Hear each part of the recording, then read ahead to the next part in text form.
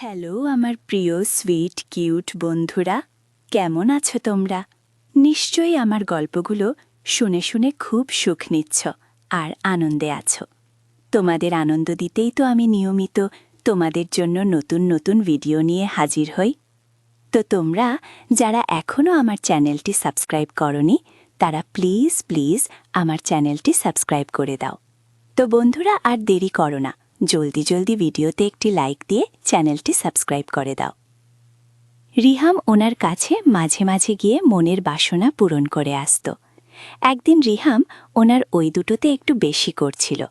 উনি বললেন, বেশি করো না, দাগ হয়ে যাবে, তোমার আঙ্কেল দেখে বুঝতে পারবে, বলে একটা হাসি দিলেন। আন্টি আঙ্কেলের কথা বলাতে রিহাম জিজ্ঞাসা করল, আচ্ছা আপনাদের কি রোজ রোজ ইচ্ছে পূরণ করা হয়? উনি মুচকে হেসে বললেন, শয়তান একটা, বাচ্চা ছিলে তুমি। উনি রিহামকে বললেন, আমি আর তোমার আঙ্কেল রোজ রোজ করে কি করি না তা দিয়ে তোমার কি দরকার? আর কি করার কথা বলছো তুমি? রিহাম তার কথা শুনে বেশ মজা পেল। তারপর বলল, আমি তো বাচ্চা ছেলেই, সেজন্যই তো আমাকে আপনি নিজে থেকে সবকিছু শিখিয়ে দেন। আন্টি একটা কপট রাগ দেখে রিহামের বুকে ছোট্ট একটা কিল মারলেন আর বললেন, প্রায় রোজই করতাম আমরা, তবে তোমার সাথে সেদিন করার পর থেকে আর করিনি। তোমার আঙ্কেল জিজ্ঞাসা করেছিল যে কি হয়েছে, আমি বলেছি শরীর ভালো নেই।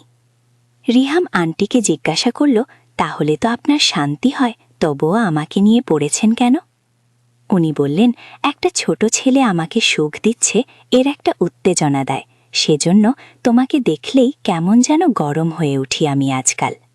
তাছাড়া এই বয়সে এত আরাম দিচ্ছ তুমি, সেটা তো বাড়তি পাও না, তাই না? তারপর রিহাম আর আন্টি আবারও মেতে উঠল ভালোবাসায়। মিনিট 10 পরে উঠে দুজনেই ওয়াশরুমে গেল। ঘরে এসে জামাকাপড় পরে সুস্থ হল। কিছুক্ষণ পরে বাইরে চলে গেল রিহাম।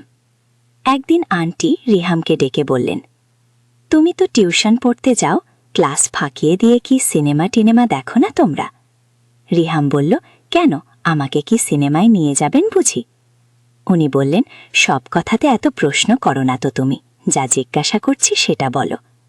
রিহাম বলল, হ্যাঁ, কেন যাব না, তবে খুব কম, টিউশন ফাঁকিয়ে দিয়েছি, জানতে পারলে বাড়িতে বকা খাবো। উনি বললেন, কবে কবে টিউশনি তোমার? রিহাম বলল, পরশু একটা টিউশনি আছে, স্কুল থেকে সরাসরি টিউশন করে আসি বাড়িতে। উনি বললেন, পরশু টিউশনি ড্রপ করো, তোমাকে নিয়ে একটা জায়গায় যাব, মজা হবে, তুমি স্কুল থেকে বেরিয়ে দাঁড়াবে, আমি চলে যাব। রিহাম বলল, ঠিক আছে। রিহামের মনে ঘুরতে লাগলো, আন্টি কোথায় নিয়ে যাবে তাকে।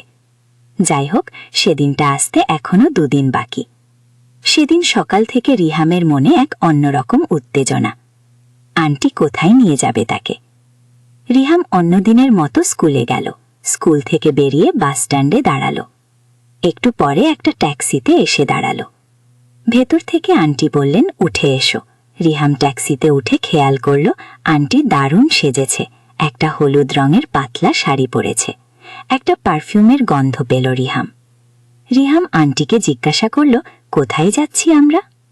উনি বললেন, কাছেই, আমার এক বন্ধুর বাড়িতে, চলো না, বেশ মজা হবে।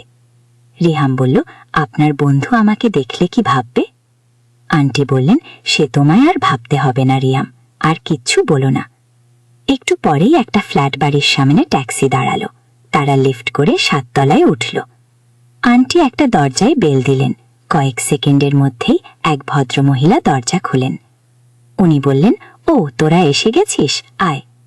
তুমিই তো রিহাম, এসো এসো। রিহাম ড্রয়িং রুমে বসল। নতুন আন্টির সঙ্গে রিহামের আন্টির পরিচয় করে দিল। ওর নাম নেহা, আমার অনেক দিনের বন্ধু। নেহা আন্টি বললেন, তোমার নিশ্চয়ই খিদে পেয়েছে, দাঁড়াও, খাবার আনি।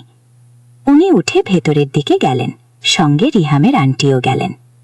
রিহাম দুজনের চলে যাওয়ার দিকে দেখছিলেন। পেছন থেকে কে মানে দুজনেরটা মেপে নিল রিহাম। রিহামের আন্টি থেকে সামান্য মোটা নেহা আন্টি। রিহাম তখনও বুঝতে পারছিল না এখানে কেন নিয়ে এলো আন্টি। একটু পরেই 2 আন্টি খাবার প্লেটে করে নিয়ে ঢুকলেন। টেবিলের নিচু হয়ে প্লেটগুলো রাখার সময় রিহাম নতুন আন্টির সালোয়ার কামিজের ভেতর দিয়েই তার ওই দুটো দেখতে পেল। রিহামের আন্টি রিহামের পাশে বসলেন, আর অন্যদিকে সিঙ্গেল সবাই, নেহা আন্টি। খেতে খেতে রিহামের আন্টি তার বন্ধুকে বলল, আর একটু কোল্ড ড্রিঙ্কস নিয়ে আয় তো প্লিজ। নেহা আন্টি উঠে কোল্ড ড্রিঙ্কস আনতে গেল। রিহাম আন্টি রিহামের দিকে আরেকটু সরে এসে একটা হাত রিহামের ওইখানে রাখলেন। রিহা অবাক হয়ে তাকালো ওনার দিকে আর বলল, আপনার বন্ধু চলে আসবে তো এক্ষুনি। উনি হাতটা রিহামের ওইটার উপর ঘষতে লাগলেন। রিহামও সাহস পেয়ে ওনার উপরে হাত রাখলেন। এবার আন্টি ওই দুটোতে ছুঁয়ে দিলেন। রিহাম আন্টি রিহামের সাথে আরো কাছে সরে এলেন। এই সময় হঠাৎ নেহা আন্টি ড্রয়িং রুমে ঢুকলেন, তাকিয়ে রইলেন রিহামের দিকে। রিহাম হাত সরিয়ে নিয়েছে, কিন্তু আন্টি রিহামের ওটার উপর থেকে হাত সরালেন না। আন্টি রিহামকে বলতে লাগলেন, জানো রিয়াম, নেহার বর বিদেশে থাকে, বছরে একবার দেশে আসতে পারে, ওরও তো কিছু চাহিদা আছে, বোঝোই তো কিসের চাহিদা। এই বলে আন্টি রিহামের উপর হাত বোলাতে লাগলেন। ইতিমধ্যে নেহা আন্টি রিহামের পাশের সোফায় এসে বসেছেন। রিহাম ওনার দিকে তাকিয়ে আছে। উনি রিহামের দিকে তাকিয়ে একটা অদ্ভুত দৃষ্টিতে তাকিয়েছিলেন। রিহাম এসব তো এই টাইপের বইতে পড়েছে, নিজের জীবনে এসব হবে কোনোদিন কল্পনাও করতে পারেনি রিহাম। রিহামের ওটার উপরে হাত রেখে রিহামের আন্টি বললেন, সেজন্য তোমাকে আনা, আমার নিজের জিনিসটা ওর সঙ্গে শেয়ার করতে চাই, পারবে না? কথা বলতে বলতে নেহা আন্টির হাত ধরে তাকে ওই সোফায় নিয়ে এসে রিহামের অন্য পাশে বসিয়ে দিলেন রিহামের আন্টি। নেহা আন্টি রিহামের পাশে এসে বসতেই রিহাম ওনার উপরে একটা হাত ধীরে ধীরে বোলাতে লাগলেন। ওনার চোখ বন্ধ, নিঃশ্বাস ভারী হয়ে আসছে। বন্ধুরা, তোমরা কি জানো, এখন তোমাদের সাথে সাথে আমারও নিঃশ্বাস ভারী হয়ে আসছে। রিহামের আন্টি রিহামের দিকে মুখ করে ঘুরে বসলেন। ওনারা ওই দুটোতে রিহামের হাত নিয়ে গেলেন। রিহাম তার অন্য হাতটা দিয়ে নেহা আন্টির কাঁধটা জড়িয়ে ধরলেন। নেহা চোখ খুলে রিহামের চোখের দিকে তাকিয়ে রয়েছেন। চোখের দৃষ্টি অদ্ভুত। নিজের ঠোঁটটা নিজেই কামড়ে ধরেছেন নেহা আন্টি। রিহামের দুদিকে দুই সুন্দরী আন্টি। রিহাম তাদের ইচ্ছা পূরণ করতে হবে, এটা ভেবে রিহামের একটা কেমন যেন হয়ে উঠছে। তখন এবার নেহা আন্টিও রিহামের দিকে এগিয়ে আসলেন। ওদিকে রিহামের আন্টি রিহামকে আরো উত্তেজিত করে তুলছেন। রিহাম নেহা আন্টির দিকে একটু একটু করে ঘুরছে। এই রিহাম আর আন্টিকে কিছু করতে পারছে না, যা করার উনি করছেন। বন্ধুরা, এটা ভেবে আমার কেমন কেমন একটা ইচ্ছা জেগে উঠছে। রিহামের আন্টি রিহামকে জিজ্ঞাসা করল, তুমি আজ কিছু করছো না কেন? আমার সঙ্গে যখন করো তখন তো অনেক কিছুই করো। নেহা আন্টি বলল, তোর বাচ্চা প্রেমিক বোধহয় ঘাবড়ে গেছে আমাদের দুজনকে একসাথে পেয়ে। এটা বলেই হাসি দিলেন নেহা আন্টি। নেহা আন্টির কথা শুনে রিহামের রাগ হলো। রিহাম মনে মনে বলল, দাঁড়াও, দেখাচ্ছি কি করি। এই কথা বলেই নেহা আন্টিকে এতটাই উত্তেজিত করে ফেলল যে নেহা আন্টি আর থাকতেই পারছিল না। তারপর নেহা আন্টি রিহামের পরনের যা ছিল খুলে ফেলল। নেহা আন্টি বলল, দেখ এখন এটার কি অবস্থা করেছি আমরা দুজন মিলে, বলেই দুজনে খিলখিল করে হেসে উঠল।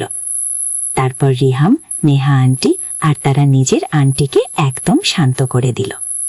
তারা দুজনেই রিহামের কাছ থেকে অনেক সুখ পেয়েছে। নেহা আন্টি রিহামের আন্টিকে বলল, তুই তো রিয়ামকে একদম পাকিয়ে ফেলেছিস। তখন রিহামের আন্টি একটা মুচকি হাসি দিয়ে বললেন, ও তো অনেক আগে থেকেই পেকে গিয়েছে, আমি শুধু কিছু নতুন নিয়ম কায়দা শিখিয়েছি। রিহাম জামা কাপড় পরতে পরতে আবার আন্টিকে বলল, আপনি বাড়ি যাবেন না? উনি বললেন, আমাদের দুজনের একসাথে যাওয়া ঠিক হবে না, তুই যা, আমি একটু পরে যাব। মেয়েদেরকে এক রিলেটিভদের বাড়িতে রেখে এসেছি, ওদের নিয়ে ফিরব। রিহাম রেডি হয়ে ঘর থেকে বেরোতে যাবে। নেহা আন্টি উঠে এলেন, রিহামের হাত ধরে বললেন, তুই আজ যা আরাম দিয়েছিস তার জন্য থ্যাঙ্কস রে সোনা, তবে একটা কথা রাখবি বল। রিহাম বলল, কি কথা? উনি পাশের টেবিলের উপর থেকে একটা পার্স তুলে নিলেন। তার থেকে বেশ কিছু টাকা বের করে বললেন, এটা দিয়ে কোনো একটা গিফট কিনে নিস প্লিজ। রিহাম বলল, এ আবার কেন? আপনার এখানে এসে তো আমারও আরাম লেগেছে। রিহামের আন্টি হেসে বললেন, নিয়ে নি ওর কাছ থেকে, ছোট শয়তানকে ও কোনো গিফট দেওয়ায়। রিহাম টাকাটা পকেটে রেখে দিল। নেহা আন্টির বাড়িতে বাইরে এসে গুনে দেখল 1000 টাকা। রিহামের জীবনের প্রথম রোজগার।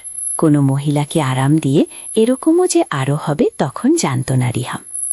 সেদিন একসাথে 2 আন্টির পাগলামির পরে বেশ কয়েক মাস কেটে গেল। রিহাম আর পাশের বাড়ির আন্টির সঙ্গে ওনাদের বাড়িতে থাকে। বেশ কয়েকবার শুধিয়েছে সেই সময়। উনি বারে বারেই ওনাদের দুজনের সাথে সেদিন কেমন মজা করেছে সেই কথা তুলত। ওনার বোধহয় ইচ্ছে যে আবারও 2 বন্ধু রিহামকে দিয়ে একসাথে তাদের ইচ্ছা পূরণ করবে, তাকে নিয়ে মজা করবেন।